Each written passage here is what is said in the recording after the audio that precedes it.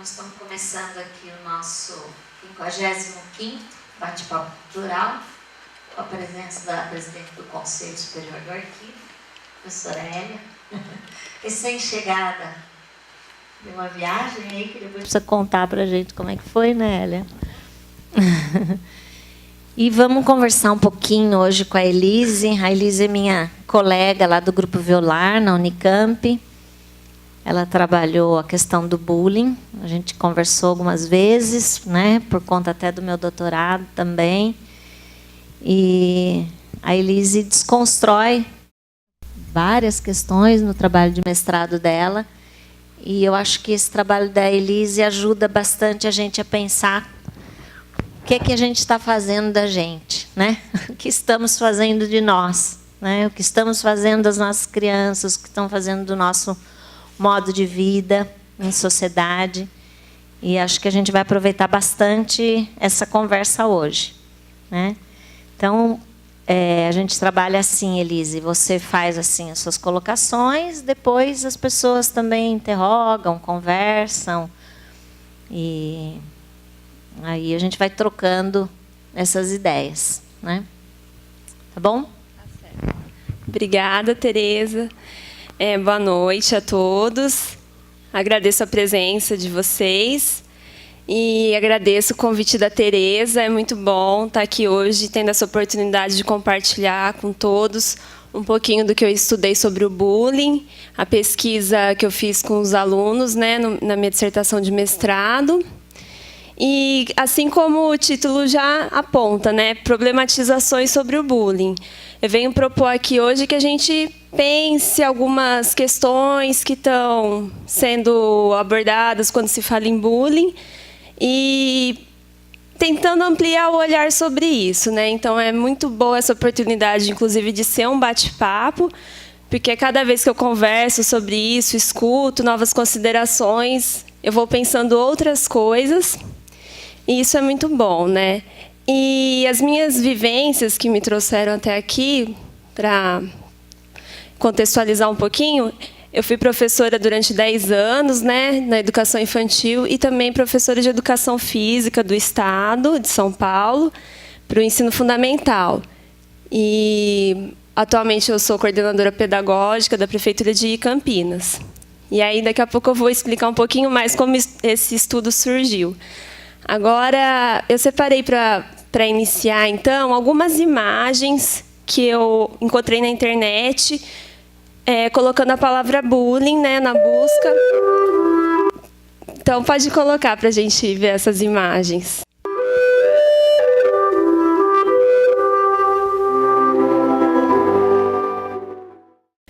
Bom, então, eu pergunto, né? Pode passar. Por que falar de bullying, né? Então, problematizar o bullying é chamar a atenção para uma violência, né, tantas vezes ignorada. Uma violência que exclui e silencia aqueles que são diferentes em relação ao padrão hegemônico, a um padrão valorizado, né, a um padrão esperado. E, mediante isso, quando eu era professora de educação física, desde 2008, o bullying começou a ser falado, começou a ser estudado, falado na TV cada vez com maior frequência. Quando eu ouvi sobre bullying pela primeira vez, eu achei interessante, porque eu sempre me preocupei, né, desses sofrimentos que alguns alunos sofrem, especificamente, alguns, né? E ainda mais nas aulas de educação física, que a gente sabe que historicamente é uma disciplina que sempre valorizou um desempenho técnico, né? Habilidades. Então, historicamente, a educação física ela traz muito isso, né? É um estereótipo, apenas alguns se enquadram bem nas aulas. E ainda que, hoje em dia, a educação física já tem uma outra visão, ainda há um longo caminho a ser rompido.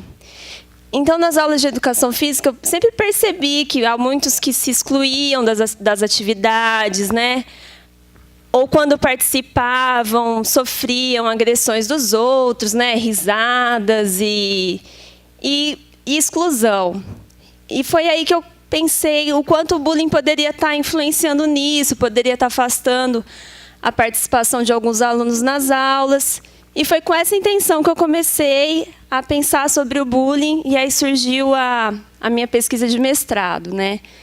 E mesmo porque eu, enquanto aluna de educação física, eu também nunca fui aquela aluna que foi a melhor da turma, ou que superava todos esses padrões esperados. Então, acho que isso me ajudou a ter um olhar mais atento a todos esses alunos, mas o que, na verdade, é papel de todos nós professores, né? O conceito de bullying. Então, o bullying compreende todas as formas de atitudes agressivas, intencionais e repetidas, que ocorrem sem motivação evidente, adotadas por um ou mais estudantes contra outros, causando dor e angústia. Então, o bullying ele tem um conceito que é atitudes que são repetitivas, né, que ocorrem mais de uma vez contra uma mesma pessoa, ou um grupo todo contra determinada pessoa, que causa exclusão, que causa sofrimento. Então, é importante a gente ter claro esse conceito de bullying, que não é tudo que é bullying, né? Não é tudo que acontece na escola que é bullying, que se aplica ao bullying. E exatamente partindo desse conceito que no meu estudo, em todo o tempo, eu ora me aproximo desse conceito de bullying, ora eu me distancio. Por quê? Na verdade, eu proponho que o bullying ele seja pensado na relação com essas palavras que eu coloquei aí, que são algumas palavras-chave. Os preconceitos, as diferenças, a violência, as várias violências, e que tudo isso está presente na escola porque está presente na sociedade. Então, é sempre olhando para a escola e as influências que a sociedade, que os valores, a mídia traz para essas vivências da escola. Então, esse quadro aí eu busco mostrar um pouco isso, o movimento que é feito no meu trabalho para falar de bullying, na relação com tudo isso aí que eu acho essencial. Bem, como já dito, né, o bullying tem sido cada vez mais abordado. Hoje em dia a gente até cansa de ouvir falar de bullying, né? Tanto na TV, em vários meios, nas escolas, até leis municipais sobre o bullying. E a maioria dos estudos que têm sido realizados, ele tem algumas características em comum, na sua grande maioria. Eles procuram diagnosticar e quantificar os casos de bullying. Então, quanto que o bullying ocorre nas escolas, quantos meninos estão envolvidos, ou quantas meninas estão envolvidas, etc., né? Buscar, então, fazer estatísticas sobre o assunto. Também, a maioria dos estudos, eles trazem classificação daqueles que estão envolvidos, né? Como os estudos apontam, esse faz o papel de vítima, ou ele é o alvo do bullying, já o outro faz o papel do agressor, há também as testemunhas, as vítimas autoras. Esses estudos também, eles colocam características psicológicas nos envolvidos. Por exemplo, aquele que é agressor tem a característica de falta de limites. Aquele que é agredido, ele não sabe se defender, tem autoestima baixa, etc. E também os estudos eles buscam estar ensinando uma boa convivência, o respeito ao outro, ensino de valores morais, né, de combate ao bullying.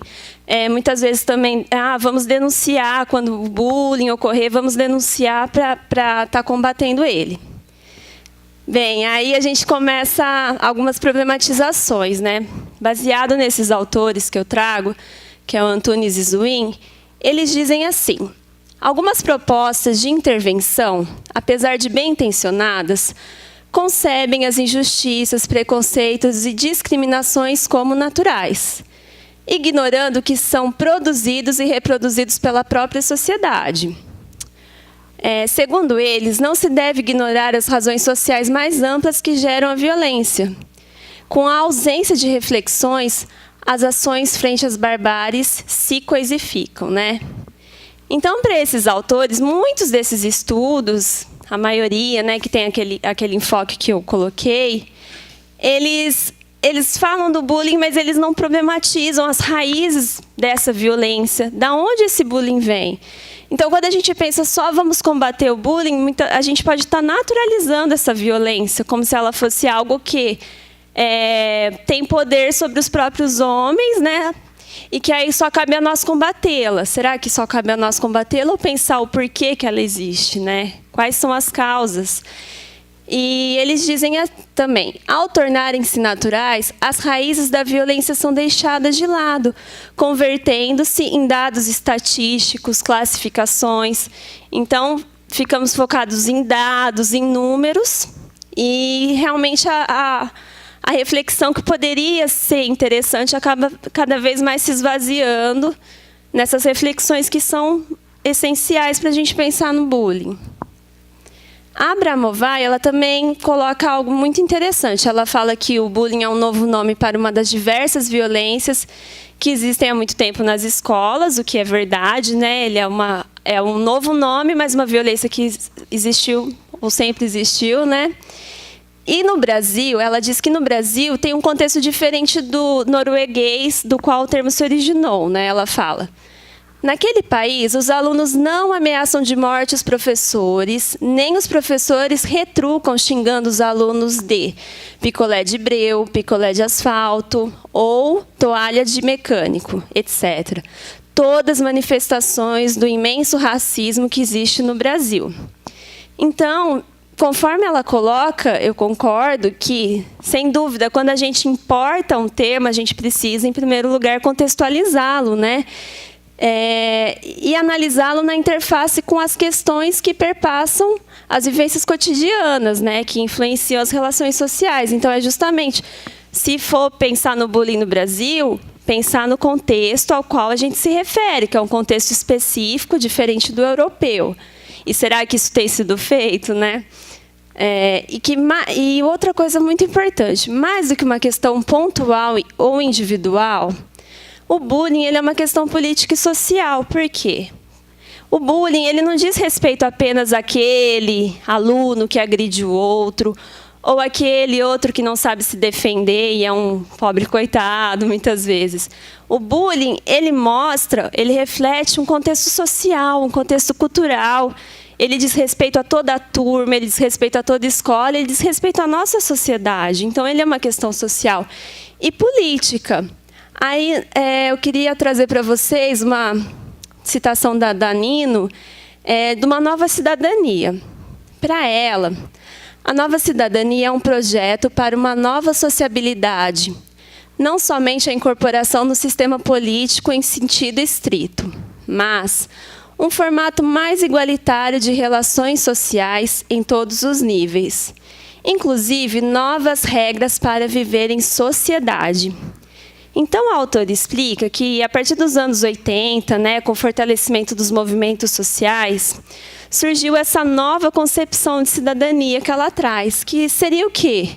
Seria uma luta para que o respeito seja vivenciado nas relações sociais, a luta de todos para que as diferenças não impliquem em discriminações, não impliquem nos preconceitos. E o bullying, né, nesse contexto, poderia ser o quê? Ser algo que vem a partir dessa discussão, né? A preocupação de que as pessoas sejam, de fato, respeitadas, não apenas a nível de leis, mas a nível de relações cotidianas. Então, a gente pode pensar no bullying a partir dessa discussão também política. Agora, eu trago aqui para a gente pensar um pouco mais, então, como o bullying ele tem sido utilizado no senso comum, na mídia, esvaziado de reflexões, né? Eu trago 3 exemplos, é importante colocar, né? Hoje em dia a gente vê a área jurídica já especializada em bullying, para fazer processos contra aqueles que cometem o bullying. A gente vê várias publicações como manuais, vamos para os pais, vejam se o seu filho está sofrendo bullying, ou para as escolas, o que fazer com bullying, como acabar com bullying. E muitas vezes procurando a venda de produtos. Eu tenho um exemplo aqui de um comercial que passou há meses atrás, não foi ainda... esse comercial, não sei se alguém viu, é do cosmético da Asepsia. Esse comercial era assim. A versão brasileira foi até tirada da internet, eu não consegui achar, porque a versão brasileira ela é bem mais explícita do que essa versão que eu trouxe. Ela mostra uma garota que ia para a escola e tinha espinhas. Então, pelo fato dela ter espinhas, ela sofria bullying dos e ficava muito triste, né? E aparece a garota sendo... E usa-se o termo bullying, né? Aí o especialista, o médico, ele fala: pais, vocês não podem fazer seu filho sofrer, você tem que se preocupar com o sofrimento do seu filho, compre o cosmético da asepsia. Aí aparece, como um passe de mágica, a espinha da garota some, e ao final do comercial ela fica toda feliz, porque aí todos da escola passam a sorrir para ela, né? Então, eu só vou passar um trechinho desse. É parecido, mas o brasileiro era bem mais pontual na questão do bullying. Mamá, este es el recorrido a mi salón. Parece corto, pero es eterno por culpa de estos granos. A veces escucho cómo se ríen mientras paso. Siempre te digo que estoy bien, pero en realidad estoy mal. Ayúdame. Usar maquillaje asepsia puede ayudarla a que ya no sufra esto. Cubre y remueve imperfecciones gracias a su antiacné Fast Performance. Además, puede dormir maquillada y sigue actuando. Asepsia ha ayudado a miles de jóvenes. Claro que puede ayudar a tu hija. Más rápido que asepsia, imposible. Para começar, Kelly, a gente vê uma frase, né? Beleza é saúde, né? Já passa um valor aí bem invertido. E o que esse comercial ele mostra, então? Por que é uma crítica a forma como ele aborda o bullying? Porque ele mostra que o bullying, na verdade, é uma coisa natural na escola. Se você tiver uma espinha, é motivo para ter bullying, ponto final. E se você não quiser sofrer bullying, que você consiga se enquadrar no padrão perfeito, de pele perfeita, pele lisa. Senão, nada mais natural do que ter bullying. Então compre o cosmético, quem sabe resolve o problema, né? E esse comercial teve até uma polêmica, ele foi realmente tirado do ar até da internet. Ainda bem, né? Porque ele, na verdade, passa a ser um incentivo a esse tipo de discriminação, né? E há outro fato também muito interessante, uma reportagem que saiu em 2011, intitulada Bullying entre Animais, o que é algo bem estranho, né? Mais uma vez, o termo sendo captado de uma maneira bem errônea e transmitindo um valor bem estranho. Então, eu vou abrir a reportagem para vocês. Essa reportagem que saiu na internet, ela diz: bullying entre animais. Panda urina para cima de companheiro. Aí tem um vídeo, que o vídeo eu posso até mostrar depois no final do bate-papo como curiosidade.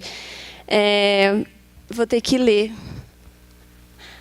A semelhança do que ocorre com as pessoas, agora parece que os animais praticam o ato de gozar, é isso, pessoal? E fazer mal aos outros. Imagens captadas na China mostram um panda urinar para cima do companheiro, que dormia tranquilamente. Então, vocês vejam como é sério isso. Por esse título da mensagem, o que ele transmite? Que o bullying é algo inato aos seres humanos, para começar, né? A semelhança do que ocorre com os humanos. Então, eu percebo isso. Eu sinto que essa reportagem ela traz essa percepção. Como se o bullying, na verdade, poderia se dizer até algo instintivo, na medida que até os animais teriam essa atitude de humilhar e gozar dos outros, que é tão própria do ser humano, né? Então, é algo que vem, mais uma vez, estar esvaziando a discussão sobre o bullying, né? Pode tirar. E, por fim, eu vou passar para vocês agora um trecho de um vídeo de um caso que aconteceu na Austrália. Eu não vou passar ele inteiro, porque ele tem 13 minutos. É uma reportagem que um canal de TV fez sobre um acontecimento envolvendo bullying. E, após o vídeo, eu vou comentar um pouquinho. Pode passar.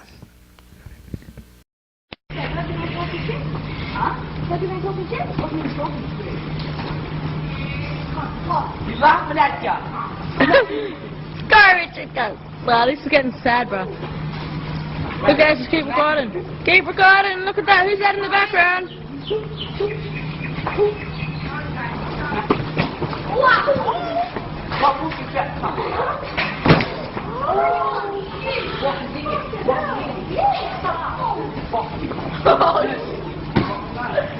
Cock your eye. I think you need to back off. Oh, your Quem tiver a oportunidade depois de ver essa reportagem no YouTube, né, tá disponível. A gente vê nessa reportagem uma grande...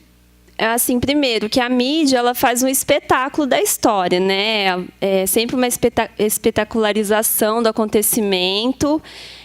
Também a tendência de querer tornar um mito, um ídolo, né? Eles incentivam o garoto, o Casey, ser visto como um ídolo por ter revidado agressão, também com agressão. E até o final da reportagem, que se vocês assistirem, vocês vão ver que o canal está incentivando isso. Ai, que legal que você aprendeu a se defender, as outras pessoas têm que aprender a se defender também. E é óbvio que todos nós que olhamos ele sendo agredido, ninguém se sente bem. Entretanto, se a gente naturalizar que a solução para isso é ele também agredir, novamente a gente vai estar caindo naquele erro que eu comentei no início, que é naturalizar a violência e não pensar sobre ela, não problematizar sobre ela na escola. E o papel da escola para não deixar chegar nesse ponto, né, que ele sofria bullying há muitos anos. Então, a gente tem que ter um olhar atento mesmo à forma como esse assunto ele é colocado na TV, nas reportagens, e que chega esvaziado mesmo de significado, né? Nas escolas, hoje em dia, a gente ouve... Eu tive experiência da última vez que eu conversei com os alunos, citei o termo bullying para eles, eles começaram a rir, já falaram, eu faço bullying com o outro, eu faço bullying, então virou uma grande festa, né? Justamente por isso, porque ele tem sido cada vez mais naturalizado e olhado de uma forma bem superficial. E é justamente com essa preocupação que no meu estudo eu propus, então, como eu até sugero o título da minha dissertação, está ampliando o olhar sobre essa questão e pensar no bullying em relação às diferenças. Essas diferenças são as várias, são raciais, físicas, sociais, intelectuais, sexuais. Conforme os próprios estudos de bullying, eles apontam, né, que o ser diferente, ele muitas vezes causa um bullying. Então, o estudo foi pensado, está fazendo essa conversa do bullying e as diferenças. Ser diferente do padrão hegemônico, então, muitas vezes é o que causa as piadas, humilhações, apelidos, né, desse padrão que é valorizado, esperado na nossa sociedade. E como as diferenças são vivenciadas na escola, elas são discutidas, são problematizadas com os alunos? Então, o meu estudo ele buscou estar ouvindo os jovens, o que eles tinham a dizer sobre tudo isso. Como o bullying está relacionado às diferenças presentes no espaço escolar, foi realizado, então, numa escola estadual de Campinas, com os alunos para os quais... Primeiro, no ano de 2009, foram observadas aulas de educação física dos meus alunos, né? Então, eu, enquanto professora, também observava as ocorrências e anotando tudo no diário de campo. Mas outros espaços também iam para o diário de campo, né? Dentro da sala, nos corredores, tudo que eu ia percebendo, que os alunos vinham me trazer, conversando comigo, ou professores, tudo isso ia sendo colocado no diário de campo. No ano de 2010, a partir desses dados do Diário de Campo, foi formado um grupo focal com 15 alunos, dentre esses que participaram no ano anterior. E foi um grupo bem heterogêneo, né? Tanto alunos que haviam sofrido agressões, como aqueles que realizaram, alunos de diferentes crenças, diferentes cores de pele, dos gêneros masculino e feminino. E esse grupo focal, ele tem é um grupo de discussão, né? E ele tem como objetivo captar opiniões, sentimentos, diferentes pontos de vista. Então, foi um grupo formado para ouvir o que eles tinham a dizer, e não um grupo formado para ensinar sobre algo ou formar valores. Foi, sim, com o objetivo de estar ouvindo eles. Os temas explorados nos encontros, eles surgiram a partir das observações do Diário de Campo. Então, foi o bullying, os padrões de beleza, raça e etnia e gênero. E os recursos que foram utilizados foram as imagens, vídeos, reportagens, tudo para estar fomentando as discussões, né? Primeira coisa que a gente começou conversando foi só quais seriam as razões da violência, né? Quando os alunos foram questionados sobre quais seriam essas razões, eles disseram que a violência existe para um se sentir superior e melhor que o outro, para fazer sucesso entre o grupo, para revidar com agressão a violência sofrida anteriormente. E, segundo eles, os mais fracos que não conseguem se defender são aqueles que sofrem as violências. E a gente vê na resposta deles uma relação muito clara com o capitalismo, que é o nosso sistema, em que a competição está presente. Segundo a citação de Turk, a pressão concorrencial pertence ao capitalismo, assim como a pressão sanguínea ao corpo. Então, a gente percebe que essa competição, que faz parte do valor da nossa sociedade, desde novos na escola a gente aprende que a gente precisa aprender a ser melhor que o outro. A escola classifica os alunos desde cedo entre os bons e os ruins.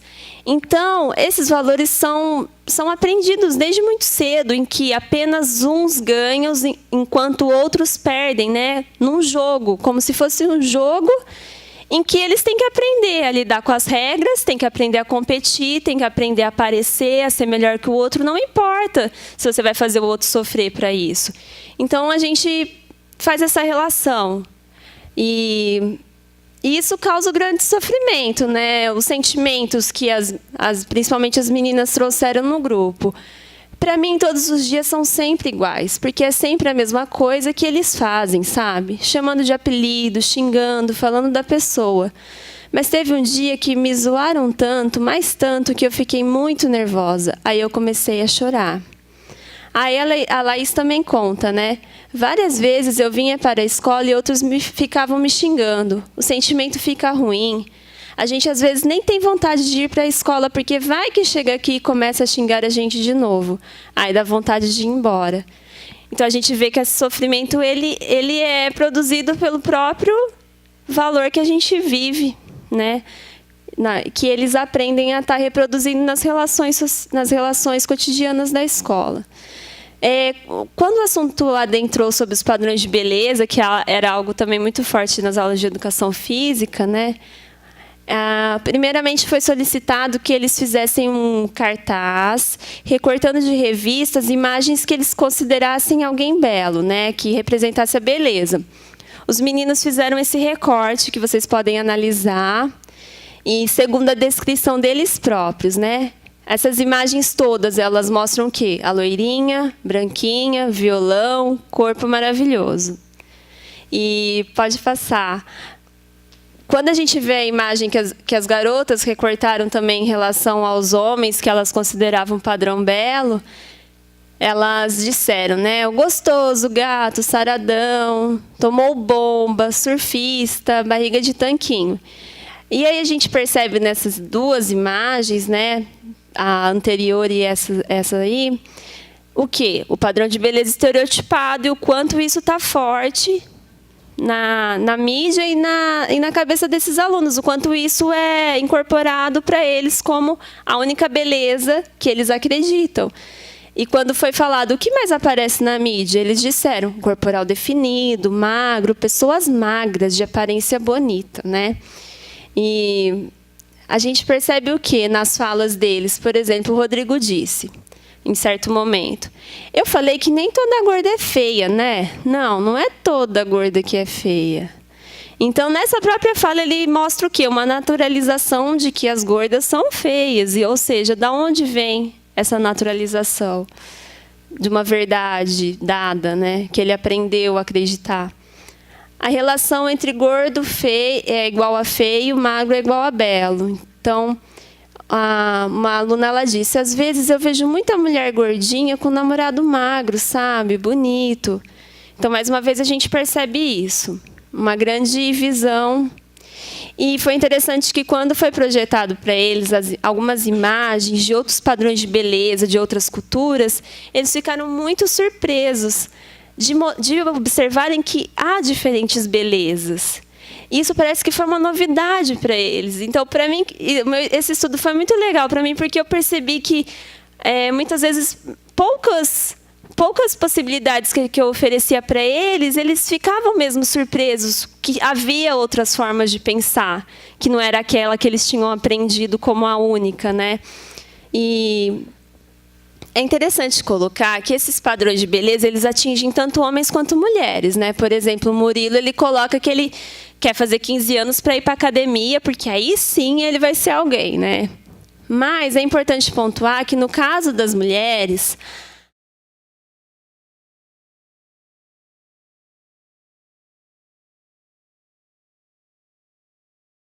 meninas têm tanta preocupação das roupas, das maquiagens, de irem arrumadas para a escola. Inclusive, um grande aumento de brigas entre as meninas, sempre pelo motivo dos meninos. E isso mostra o quê? Essa preocupação delas se firmarem enquanto mulheres. Então, é algo para a gente estar pensando também, conversando com eles.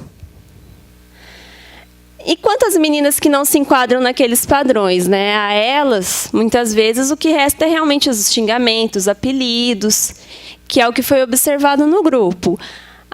Todas as meninas que participaram do grupo, elas tinham essa característica de não serem magras e nem eram obesas, né? O fato só de não ser magra como aquele padrão já implicava que elas se sentissem mal com isso e que houvesse algumas violências quanto a isso e que causava sofrimento, né?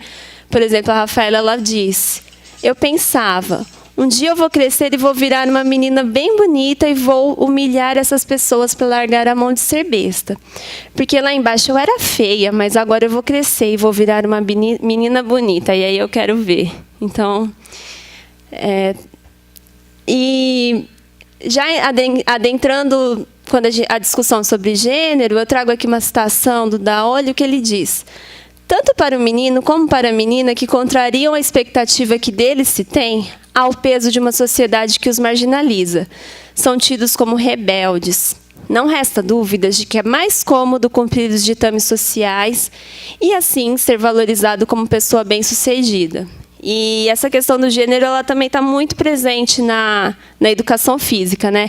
Aquele que contraria um pouquinho a expectativa que dele se espera na aula, né? É algo que chama muita atenção.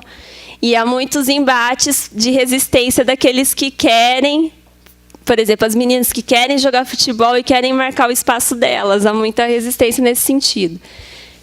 E quando o assunto entrou sobre gênero, foi super interessante também ver como as próprias meninas trouxeram ideias arraigadas, naturalizadas do papel da mulher na sociedade. Então, segundo as próprias meninas, por exemplo, a Rafaela, ela diz: lugar de mulher é na casa, cuidando da casa, é fazendo comida para o marido, porque quem trabalha é o marido. Quem tem que colocar comida dentro de casa é o marido, e não a mulher. A mulher cuida dos filhos e cuida da casa. Lá na segunda fala dela, ela fala que a mulher pode trabalhar, mas é em casa, vendendo Avon, vendendo Natura, né? Porque, além dela ter um dinheiro, ela não precisa deixar de cuidar dos filhos dela. E a Keila, ela também coloca que, apesar de estar faltando muito emprego para homem, tem muito homem desempregado e um monte de mulher trabalhando. Eu acho isso errado. E ela defende o quanto isso é errado. Então, é algo que também assim, me surpreendeu o quanto que isso está forte neles. E aí a gente foi conversando e a gente viu essa naturalização das funções sociais de homens e mulheres na sociedade e fomos repensando isso. Eles mesmos iam repensando, iam colocando e foram vendo que não era bem assim. É um movimento bem interessante. E o antagonismo dessas identidades masculinas e femininas, e eles mesmos reafirmavam as piadas e frases discriminatórias que a gente conhece, né? Por exemplo, o lugar de mulher é no fogão, é pilotando fogão. E na educação física, como eu disse, que tem esse viés muito interessante, né? Que o fato das meninas quererem jogar futebol, por exemplo, na verdade, ela é uma ameaça a um ideal masculino, né, dominante. Então, tem um garoto que ele fala assim que ia ser uma grande vergonha se uma mulher jogasse futebol e ela fosse dedicar o gol para o marido dela, por exemplo. Ele fala aqui, ó. Imagina a mulher falando para o homem, que vergonha. Amor, te amo, esse gol é para você. Aí ele comenta, né? É tipo de uma mulher que joga bola melhor que você. Não, né? Como isso é possível? E quando eu projetei a foto da jogadora Marta, assim, logo as primeiras impressões deles, reações, era... ela não sabe jogar bola. Eu jogo melhor que ela. Então, eles precisam afirmar esse papel de masculino, né, que a sociedade espera deles. Por fim, o tema que a gente conversou foi raça e etnia. E eu também trago para iniciar uma situação de Pierucci, que ele fala que o racismo surge não da negação da diferença, mas sim de sua exaltação, pois a rejeição das diferenças ocorre após a afirmação das mesmas. Então, eu separei aqui alguns trechos de fala dos jovens, né, que eles mostram uma diferenciação entre brancos e negros. Por exemplo, a Rafaela ela diz, muitas vezes assim, o branco quer ser preto, quer ser mano. Eu conheço um menino, ele gosta de ser malandro, ouve música de preto, essas coisas. E o Gustavo, ele coloca, às vezes um branco e um preto está roubando, às vezes está no modo de se vestir. Tipo, se o branco estiver vestido assim, normal, e o preto com boné, do jeito que eles gostam, né? O boné reto, colarzão, camisetona, short, chinelão, né? Aí também é o modo de se vestir que a polícia percebe. Então, nessas duas falas, a gente vê o quê? O negro visto como malandro humano, na primeira frase, e na segunda, até o modo de se vestir é diferente, que dá até para identificar quem seria o ladrão ou não, né, pelo policial. E a Oliveira ela coloca, né, a partir do momento em que na interação social as diferenças passam a ser objeto de atribuição de significados, hierarquizando a espécie humana, surge a discriminação que, dando origem à desigualdade, torna-se impedimento para que a justiça social se estabeleça e, consequentemente, é negado aos discriminados o direito à cidadania. Então, essa diferenciação ela é percebida e, nela, os negros são colocados em outro lugar. E isso impede a justiça social. Por exemplo, uma justiça, né, de igualdade, de condições. O Carlos ele fala, porque eles acham que só os negros são mais violentos. E a Keila ela também afirma, porque geralmente os negros que fazem as coisas erradas. Então, pode passar. E tem uma outra frase aí que o Murilo ele está contando, quanto que ele chamava os colegas de preto, de carvão, macaco, chimpanzé, por causa que era preto. Então, eu faço essa pergunta, né? É possível traçar relações com bullying, né? O quanto que é possível a gente pensar no bullying a partir de tudo isso, a partir dessas discussões que problematizem isso com os alunos, que eles percebam de onde vem essa diferenciação, se ela é real. E aí eles vão percebendo que não há fatos que comprovem esse pensamento deles, e eles vão repensando. Então, esse foi o caminho que eu fiz para pensar sobre o bullying de uma outra maneira, e conversando sobre todas essas considerações, que é o que eu falei para vocês, os preconceitos, as diferenças. E as considerações finais são que, por meio dessa conversa, nós percebemos que os alunos apresentam concepções estereotipadas e permeadas de preconceitos em relação às diferenças, vinculadas aos padrões de beleza, gênero, raça, cor e sexualidade. E que as agressões caracterizadas como bullying estão fortemente ligadas aos preconceitos, esses preconceitos existentes nas relações cotidianas. Então, o bullying ele não é um problema exclusivo das vítimas ou dos autores, agressores, das testemunhas, porque ele diz respeito a todo o contexto sociocultural que nós vivemos. Para que ele seja abordado e analisado, é necessário que os aspectos sociais e culturais sejam problematizados nas discussões sobre esse assunto. É necessário, então, ter esse olhar ampliado que considere a fala dos alunos, para a gente entender o que eles pensam, de onde a gente parte essa discussão. E é necessária a criação de espaços na escola para que eles possam falar, e conforme eles falam, eles também vão refletindo e repensando essas ideias naturalizadas, né, que, em certo momento, eu escrevo ali, que foi dado de herança para eles, né, esses pensamentos tão naturalizados. Então, os jovens, ao falarem e ouvirem os colegas, eles puderam repensar os posicionamentos, observando que há outras formas de pensar e libertando-se ao pouco dos estereótipos e preconceitos que aprenderam a reproduzir. Eu pus um asterisco para lembrar de falar que esse movimento é o mesmo também com os professores, porque nós também fomos educados nessa sociedade que nos ensinou tudo isso. Então, esse é um movimento junto com os alunos, né? Nós, professores, também temos que conversar e pensar sobre tudo isso. O Flinkinger, ele fala: uma das tarefas primordiais de qualquer projeto educacional está na abertura de vias que levem os educandos a sempre novas e mais complexas experiências concretas.